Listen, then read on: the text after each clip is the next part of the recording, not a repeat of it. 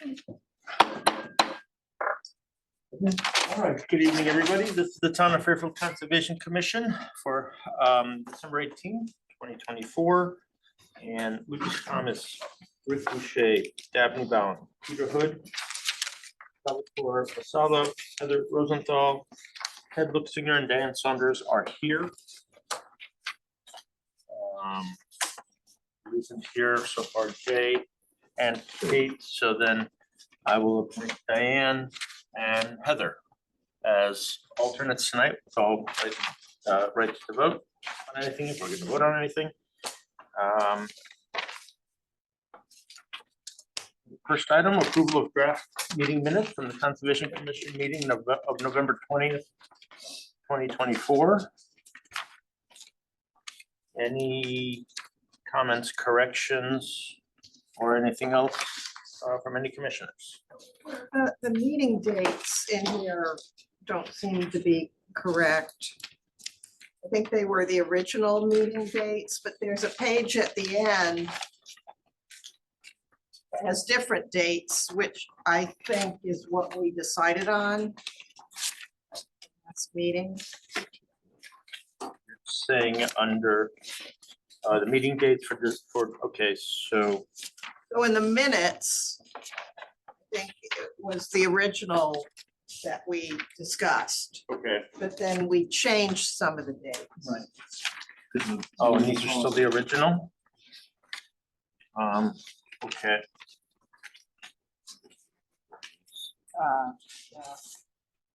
You have, So the next to the last page of the packet have it. has the meeting schedule. And I think that is correct.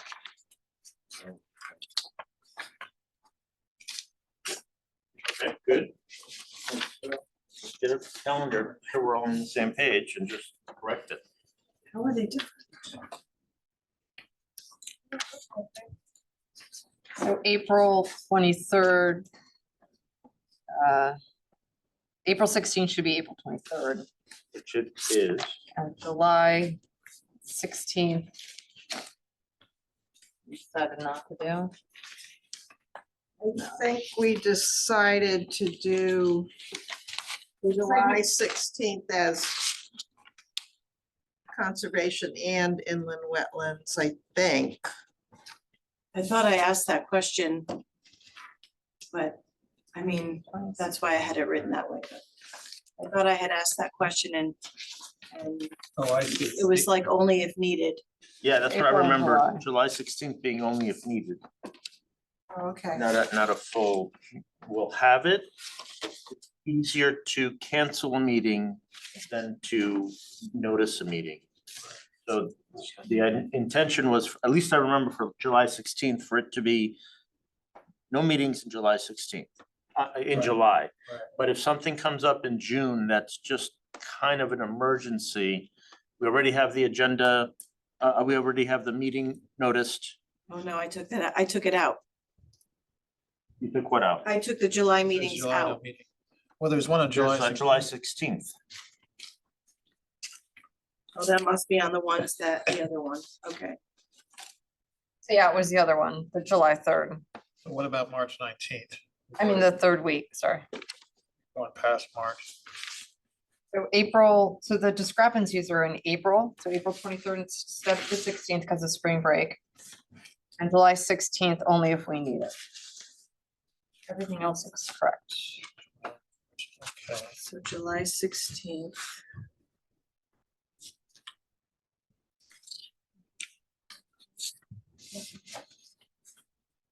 And then April, April 23rd instead of the 23rd instead of the 16th because of spring break. Yeah, this thing in the back does have it. Yeah. As the 23rd, so, okay. Yeah, So the just to page- clarify for Prue, you want the proposed calendar at the end of the packet to match what Prue has in the minutes? Yes. Yes. no, No? no, because my minutes say that no meetings in July. The one at the end says, Right. You're gonna have July to, you're 16th. gonna have to revise the minutes, is what I'm saying. yes, yes. Mhm. That's So all. July 16th, so the revisions are July 16th only as if needed. And April 23rd instead of the 16th. Right. Great.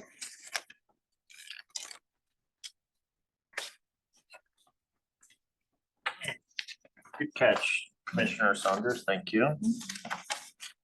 Any other corrections, comments about draft minutes from November 20th? Okay, motion to approve the minutes as amended by Diane and seconded by Dabney. All in favor? Aye. Okay, very good. You weren't here for the prior meeting, that's right. Okay, number 4, new business. Number 1, welcome you, Conservation Commissioners Heather Rosenthal and Salvatore Costello as alternate members, and congratulations to Ted Luxon, you're moving to a full member. Congratulations to all of you. Thank you for, stepping right in, by the way, on the sidewalk. Again, I was very impressed. I'm happy you guys were there. And I think it'll be a great time for you guys. Thanks for volunteering your time to do it as well. And we'll probably talk about it at the end of all of this under others. But maybe under others, you can tell us a little bit about your background so that we know what, whether you're an attorney, something, whatever that might be part of it. And we're going to be asking for the resumes later as well. Excellent. Number 2, November 21st, 2024 meeting with Sacred Heart University Professor Dr. Emily Levy at Hoydens Hill regarding the installation and maintenance of new and existing bluebird boxes for monitoring songbird nesting. Great project. Yeah. Well, hello. I don't know if you can hear me. Okay. Is that right, Dr. Levy? You're on mute, but if you can, is that because of us or? No, she can unmute. Oh, there you I can go. unmute. Hi, how are you? Hi, good. How are you all? Great. What's going on here, Tim? I can let Dr. Levy speak to the project, but as everyone knows, we've been last year removed some really decrepit nesting boxes from the back 2 fields at Hoydens open space. And Commissioner Hood has documented that very well throughout the nesting season with eastern bluebirds and mostly tree swallows with great success. I think there's a total of 17, I forget, 15 or 17 boxes that were new last year. We're hoping to, we will expand that with the purchase of 15 new boxes already at the workshop. And we connected with Dr. Levy through a meeting at the new education station on Sturgis Road.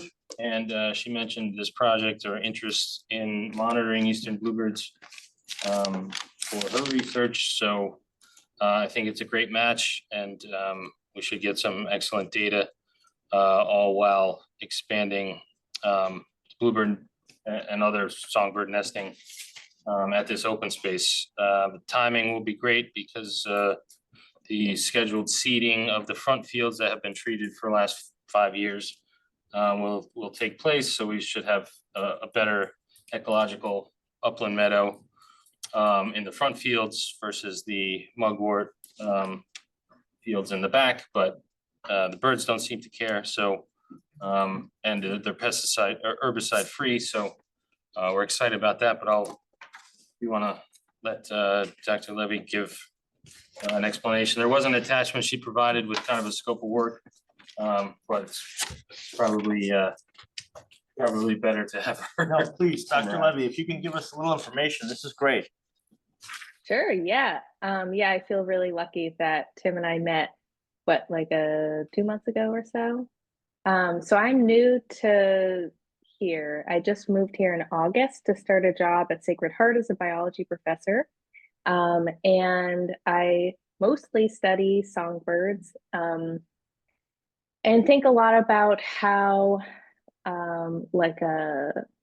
an animal's outside environment, which could be ecological factors like temperature or rainfall or how much food availability there is, but also social factors like what your parents are doing when you're growing up, how those kinds of things kind of get under the skin to affect an animal's behavior, physiology, health, survival, and reproduction.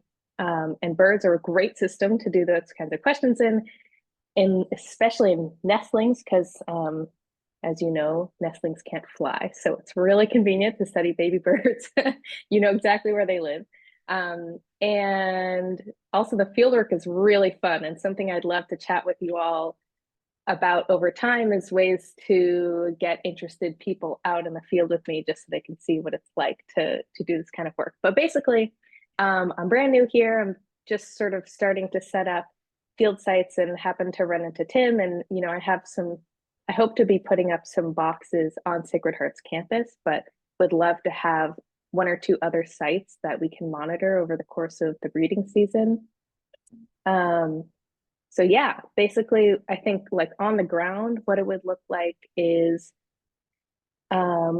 between probably March and July, myself and or some undergrad students would be going out either somewhere between once a week and every other day, something like that, depending on what's happening with the birds, to monitor what's happening. And then once the nestlings are old enough, to start collecting some data from them as well. And yeah, I think it should be really fun, and happy to answer any and all questions. Well, welcome to the area. Congratulations, Thank you. coming in Sacred Heart. I think this commission has a few folks that are bird centric, if you will. We just had a gathering the other day, and 3 or 4 of us were in the corner talking about bird song. It was pretty Great. neat. So very, very good timing. Thank you, commissioners. Any questions or comments? Teddy, would you like to tell her about your enthusiasm for dark sky lighting and all that? Yeah, I'm all about lighting. I want to talk to you about the Western Ah. campus at some point. The amount of light that's being thrown up by that, but you're right next to Lake Mohegan, which is near and dear to my heart. I move invasives from there continually. Oh, nice. I'm a Raptor fan, so you know, anything that is gonna hunt from above, I'm a big fan of. Cool. That's awesome. I'm also a Raptor fan. I don't actually, you know, yeah. I love bluebirds. I think they're so charming, but I do get more excited about raptors. Yeah, awesome. Excellent. Yes, I have absolutely no power at Sacred Heart right now, but at some point when I do, I'd be happy to chat with you about how to make it more bird friendly. Yes, I've already experienced that on multiple occasions, but we can discuss. Excellent. Thank you. Thank you. Any other questions or comments or anything? No? Well, is the kiosk gonna be replaced out there like the rest? I mean, it'd be good. Three kiosks are getting delivered tomorrow. Hoyden's is one of them. Well, I didn't mean that I'm just saying that I'd like to maybe see something about this on, Yeah, absolutely. so people understand what's going on. It'd be cool. Yep. Yeah. Oh, one of the things that we might want to discuss at some point is we're about to embark, I believe, on a pilot for a non-toxic rodenticide. So we can get rid of the second stage anticoagulants that are poisoning raptors that are eating the rats. So we're looking for volunteers to help manage some of the bait stations as we deploy the non-toxic bait. So I'm wondering if maybe some of your students might be interested in that kind of field work. Yeah, maybe that sounds really interesting. What is the chemical? Just out of curiosity. I can send you detail on it's from a company called Wisdom Good Works. And it's a non-toxic bait that is actually safe for anything to eat. It really approaches the problem from the standpoint of reproductive fertility on the part of the rodents, the rats and the mice. Huh. Interesting. I'll look into that. Yeah, it's something that I am really interested in getting into is ecotoxicology in birds. And so that's definitely, I could totally imagine doing something like that in a couple of years. And in the short term, I'd have to think about how I can incorporate it, but that sounds really cool. I'm I'm kind of blindsiding you here. I apologize. I'm known for that. No, it's fine. But we'll talk about we'll talk about it later. Well, again- Unfortunately, Tim has your contact information. Yes, that's good. Yes. Well, thanks for helping and we'll help back and forth. And that'd be great as the time goes on. All right, thank you very much. you. All right. Thanks, everybody. Thank you. Number 3, the Connecticut Bar Association webinar, land use law for municipal land use agencies, boards, and commissions, March 22, 2025. So I think I did the last one. And it's a good, it's a day-long thing, right? Tim, it's Saturday? I think? Yes, Yeah. it is on a weekend. I attached the agenda. Oh, But okay. it's all virtual, right? Yes, yep. And that is, but it's really good. You get some qualified people that are gonna be teaching these little sections as the day goes on. And it's nice to bring yourself up to speed if you like to do it. And I think Tim gets reimbursed. You get reimbursed, just pass along your receipt. So that's just there So for. has anybody done this in the past? I have Receipts for for time. last year. Yeah, oh, you did, okay, Did it too. okay, I think I did it the year It's before. really easy and you can really pick what, like reach. you know, you wanna do Yeah. during the day. You don't have to be there every minute. Right, Right. It is all day. It's tiring, but it's interesting. Yeah. And you get a printed binder anyway, You so do. you have enough to refer to later on, Yeah. not really sitting in the wind at home twisting. Right. Where it's going on. Yeah, I looked at the Relevant to what we registration do. Yeah. materials and I was a little confused. Do you have to pay an extra $60 for the printed No, materials? once you 60 register, they includes. send that to you a week or two in advance. Okay, but But there's that's included. also a box to check to receive Yes. a book or something. It was like this. It's like- So you don't So have this to is- pay 120 to No, get it's that? No, it looks like if you can't attend, they'll send You you can the still get the book for printed 60. documentation. Yeah, which is Oh, $60. okay. Yeah, right. Yeah. That's how I read it. I want someone to explain it to me. I'm not. Well, I think it's just noted, it's Yeah. more, it's out there. If you'd like to do it, and I recommend doing it. Yep. You get a packet of case law or whatever was the subjects, on the index. And then if you do it, give it to Tim and you'll get reimbursed. All right.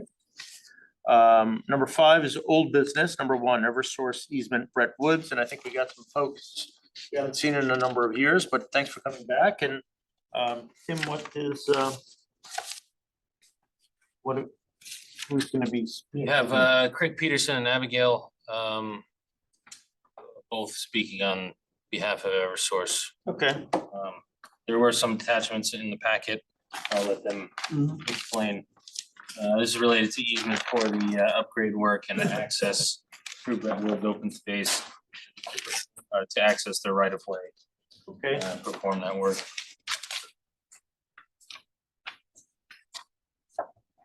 Yes, this is something that we had before the commission a couple of years ago, as a matter of fact. Basically looking to do permanent access easement through the park. I'm not sure what material you have in front of you. But basically it was two-phase. Number 1 was to get access for the project that we just did to do a rebuild on the line. And the second part of this is what we're on the verge of being able to get signed, quite honestly, is the permanent access easements that will allow us to continue to service these lines without going through wetlands and other issues that are in the surrounding areas. We've also done a number of different little side jobs, shall we say, within the park to that were requested by the town. And Abigail, you might be able to speak to those better than I can. But I know there were gates that were put up, additional parking areas that were expanded. Yeah, no, you're absolutely correct, Craig. I think with our prior meetings, we had discussed installing 3 gates, 2 on one access point, I believe on like the south side, 1 on the north side, and then creating a little parking space to alleviate some of the congestion for the neighbors coming off of the, I think it's like the South North Street, if we call it correctly. So all of that was completed during this past project that we use the access for. So kind of just looking to continue down that road for future access, maintenance, and the servicing of the lines going through the park, so we don't impact wetland resources. Okay. So you're talking about traveling on the more or less the improvements that you recently made. Yes, Correct. that's correct. So the existing access roads that we used for this past project were upgraded to gravel. And we would just look to basically continue to access via those same gravel roads that we installed for this past project, correct? So how would that come about? Would we be getting notified or? Yeah, so for any of the capital projects, coordination with the town would go the exact same as it did for 1714. The town of Fairfield would get notified well in advance prior to filing the siting council petition or sub-petition. So for major projects, the town would be involved just as it is always as we're coming through. For maintenance, where there's just people walking in to look at the lines, that's with a different department, but I can see if they would be willing to give you guys some notice, but if we're not bringing trucks in there, I'm not sure how you feel about that. So I guess that's up to you. It was a curiosity more than a demand. Oh, no, absolutely. No, makes sense. What kind of stuff would you be considering doing, just for when you say maintenance, what kind of, you're talking about clearing? Yep, Yeah. so it would be a couple different things. So we have Eversource has our cyclical vegetation management program. We would use those access roads to complete vegetation management, as well as survey, inspections of the inspections of the line and foundations in that area. So you'd have drones and or ground patrol going in there on a cyclical basis as well to inspect. And then should anything happen catastrophic, lightning strikes or anything break on those lines, they would have access directly as well. I think the improvements to the access roads at both ends are in pretty good shape. I don't see any problem. Take it. So one question, I don't know if you'd be open to this, but typically when you put a road in an undeveloped area, you end up with invasive species on either side of the pathway that you've cut. Do you do any invasive species management, or would you be open to possibly planting some natives along the edge of that access road to keep the native species at bay? I mean, keep the invasive species at bay, not the natives. I want natives, those are good. Well, it's an existing, what they had to do was widen and improve the existing trail. Right. So actually, it was me. At the bottom, we had them trap rock, that's what I call it, because it was mostly muck. But there wasn't, it's not so much that they changed the trail, but that they had to widen it to get through with the equipment. I don't even know that they're gonna do much of that in the future, but. Yeah. Some trees were taken down, but it wasn't more than, it wasn't really affecting anything. I think the question that I would have is that demarcation line between maintenance and big Yeah. work.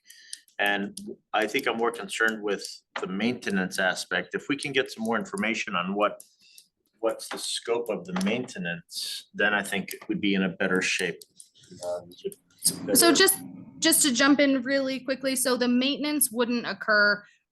Granted, I am talking like very far future. We just came through and completely rebuilt those lines. So we don't anticipate needing to do any major maintenance on the line unless something catastrophic happens, weather-wise, tree comes down, falls, right, in an emergency situation. However, because these lines are brand new, there really shouldn't be any major maintenance even in the next 10 years. So we won't anticipate having any major equipment going back there, cranes, et cetera, unless something emergent occurs. Okay. What I would think of maintenance would be clearing their 25-foot distance between the power lines. I mean, that's all done now. Yeah. There's not gonna be any of that, but I think that How do they do it? ordinarily they don't really communicate anyway. They Right. send the guys in and they do some chainsaw working and that's pretty much it. And that's kind of what was there. Yeah, that's always been that way. Yeah. I mean, that's not a change. All right. Well, we have the permanent access road easement language in front of us. And, you know, I think on our end, I think we want to digest this a little bit more and maybe even make sure our town council or council has seen it. Your council has seen it, we reviewed it, and there were minor changes made to what we originally presented that are incorporated into the document that you currently have. Well, okay, great. So then I'll be able to confirm that with him. Absolutely. I'd like to put on the next meeting, commissioners, if you have any questions, to bring them up. And we'll pick it up again there, but I should also like to thank Eversource and you guys, the work that you did there was pretty impressive, and thank you for taking our requests and making them happen, you know, like you mentioned, the gates and things. So thanks for being a good neighbor, if you will. The cleanup, Yeah. the No, cleanup. happy to help. Absolutely. Thank you for the recognition. We appreciate it. Well, the cleanup was important to me. Yeah. And I was really happy. All of a sudden, the felled trees that were, the cleanup was good. I mean, I was really happy with that. That's great. Thank you, guys. Unless you have anything else, Mr. Peterson, or I see Abigail. I think we're set, if you're set with questions. Okay, Great. thank you very much. Thank you. Thank you so much. Happy holidays. To you too. Oh, okay, so now we're 2025 meeting calendar, Conservation and Land Wetlands Agency. I guess we'll do it again here. So the same thing we had in that wetlands, we'll do again. So I guess we have to do it here. That one, I think that doesn't matter. We don't need a motion for that. We know what we're talking about. We just Yeah. clarified it just a few minutes ago, right? Proof, all good? Or do you have questions more? No, I think, I'll look at it again. Just confusing to get both meetings. Yeah, that's right, because it was for both the first and the third. Yeah. it should So be it's fine. April 2nd and April 23rd. And July 16th, This is the final version. correct? only if it's needed. Yeah. And that's the only meeting in July and only if needed. Right, But the point is it's being scheduled so But it's that it being so that scheduled. it can be canceled. yes. So it does have to be scheduled. Yes, Yes. July 16th. so it's less of a hassle to do a special Yeah. meeting. Okay. So it's virtually the same. Wasn't my idea. All right. Roman numeral 6, open space, land acquisitions, number 1, recently initiated acquisition for new space, for new open space on 148 Limerick Road. Tim? Yes, just to bring the commission up to speed, that was a donation recently went last week before Planning and Zoning Commission, who did approve it, as you know, this commission approved it as well. So that is just an update that's moving forward towards acquisition. It's about 1.5 acres with access from 2 public roads that are dead ends. Excellent. Okay, and then that leads us to the current acquisition frequency rate is 3.33 month parcel. So that's Very nice. pretty good, pretty steady, I like it. Thanks, Tim, for all the work that you do. A year. Wonderful. Still moving forward on a lot of parcels with the department and Land Acquisition Commission. I get updates frequently from town council on where we stand. Had one this morning on the expanse of two parcels on Post Road that will double our existing Halls Highway open space from about 4 acres to over 9. So they're, they're moving forward on a lot of things, so. All right, great. Moving on to Roman numeral 8, legal enforcement action. Number 1, continued 30 Laurel Brook Lane unauthorized encroachment damages into the conservation easement. This is just a placeholder. They have retained professionals, as I mentioned at the last Inland Wetlands Agency meeting. So they are moving forward. The reason why it's on here, just again, as a placeholder due to the encroachments into the easement. So Okay. we'll be dealing with this as a inland wetlands violation as well as an easement encroachment violation. Gotcha. And number 2 is our favorite, continued 120 Wakeman Lane. Discussion related to conservation easement. You want to mention a few things? Yeah, update regarding this, again, same situation as the case above, as we all know. I did sit with the town attorney and the property owner of 120 Wakeman Lane's attorney last week. We discussed some things and they are going to propose some revisions that are related to not only the easement, but also inland wetlands.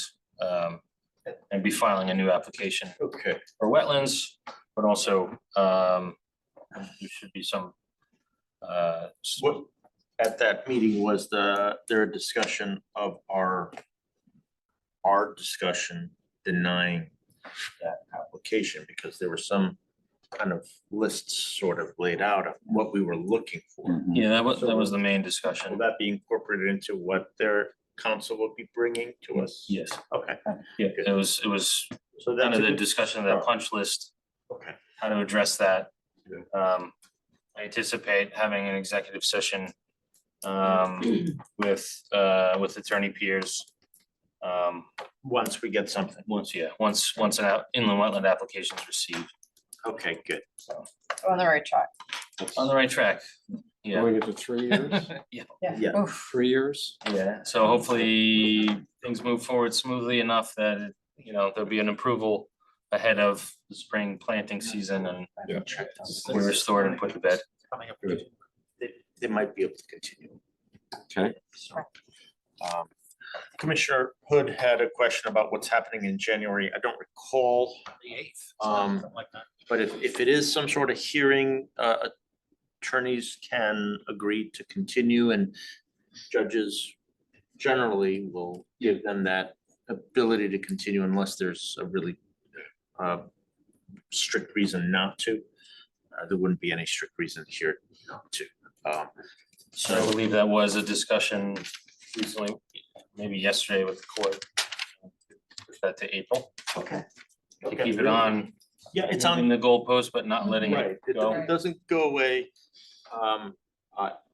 Again, for the record, I'm an attorney. I do civil litigation as well as real estate stuff, so I have familiarity with how the courts work and how their dockets work.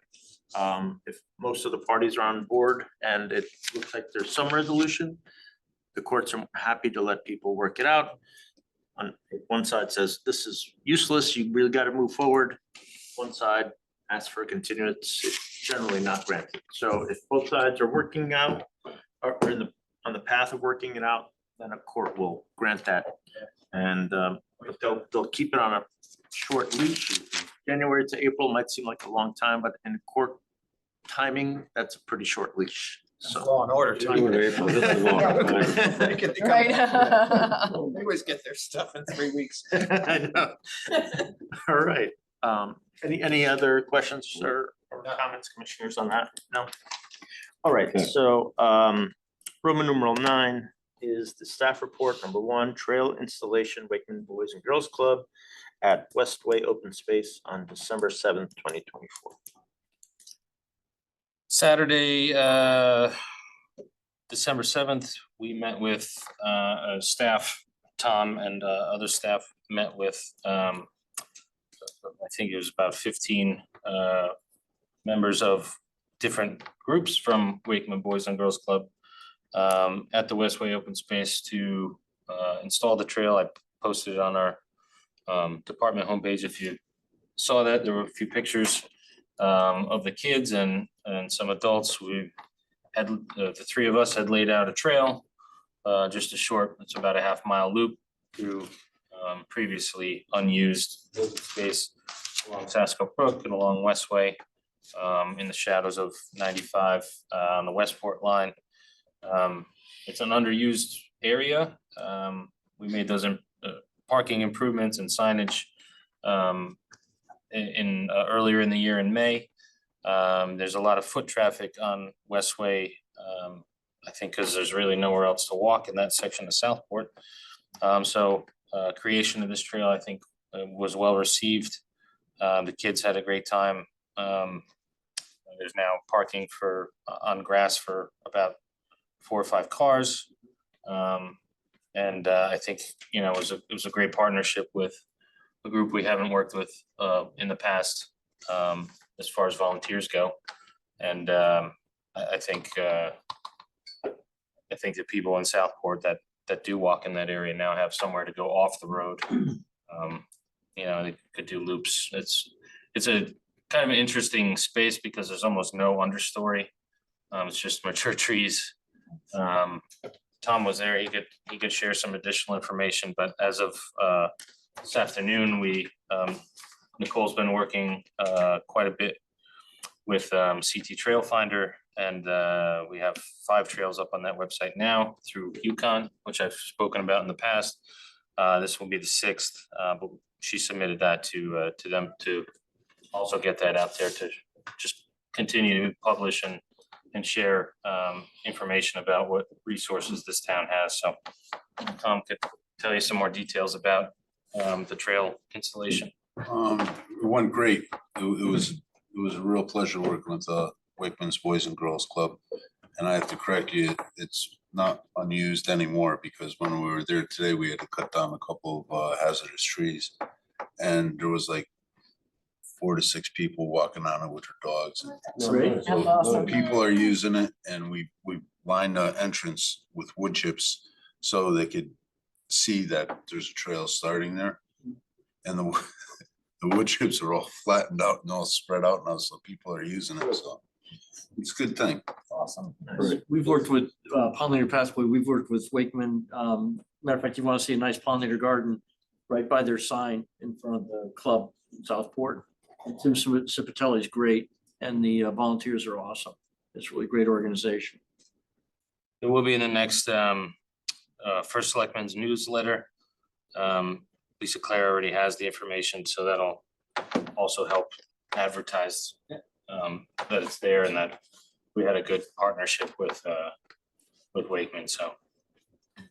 Very nice. Okay. And moving on to number 10. Other, number 1 is submission of commissioner resumes to the Conservation Department. I think we've discussed this before. If not, I'll do it again now. It's for purposes of any appeals that might be taken. So if somebody, if I'll say, oh, I'm an attorney, or Jay says he's a soil scientist, you know, if you like to provide the resumes, they'll be record. But then at the same time, they can be submitted to the court for kind of beefing up our positions when we say something and what the reasoning is on some of our decisions. So if you'd like to, please consider doing it. I don't think I can make you do it, but you know, I've given mine already. So at the very least, if you don't do that, when you do discuss something in a public hearing, you'd have to give your background. Yeah, so that just makes it easier and say, I'm an attorney, my resume is on file. And that is easier for purposes of court making a determination on an appeal that an applicant might take. Okay. Okay. Number 2, I'm just gonna say, you know, Merry Christmas, Happy Hanukkah, Happy New Year, all the good stuff. Welcome, be safe. Yes. Did we want Sal and Heather to say a few Yes. words about, Mhm. yeah. So Heather, go first. Well, thank you all. It's been great, just our initial meetings. I'm looking forward to working together. I'm an ecological landscape designer. I have a little business called Pink Lady Goes Green. I'm a recent transplant to Baltimore, from Baltimore, actually, here to Fairfield. I did my training at Mount Cuba Center in Delaware, where they specialize in the studies of native plants. And so I've taken that, I've done other augmented education as well, almost exclusively though for landscape design, making naturalistic designs using native plants. So it looks like it would have looked if it had been undisturbed in nature. And prior to that, I had worked at Silburn Arboretum in Baltimore, and it's actually kind of where I kicked off my horticultural career, but I did community engagement. So I did a lot of outreach there and development work. And so that's my hort background, that it's, food studies and, Georgetown for literature, things that don't really jive with that, but I'm happy to be here really and looking forward to getting up to speed and taking this cool wetlands class. So. Welcome, yes, absolutely. We're all about natives. Excellent, thank you. Sal? So likewise, thanks for the warm welcome. I think the timing was perfect of last week's party. My background is in business and in particular I'm a supply chain executive. I've worked mostly for beverage companies.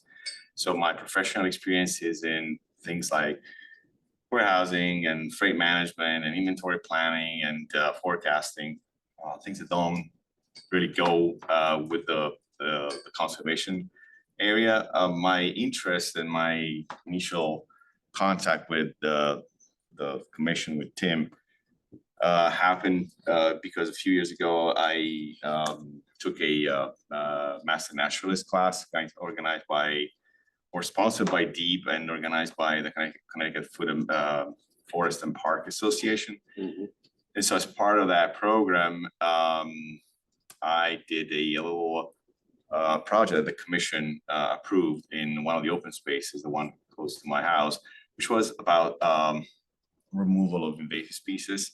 And I remember that it was a lot of support and in the same room that we are now.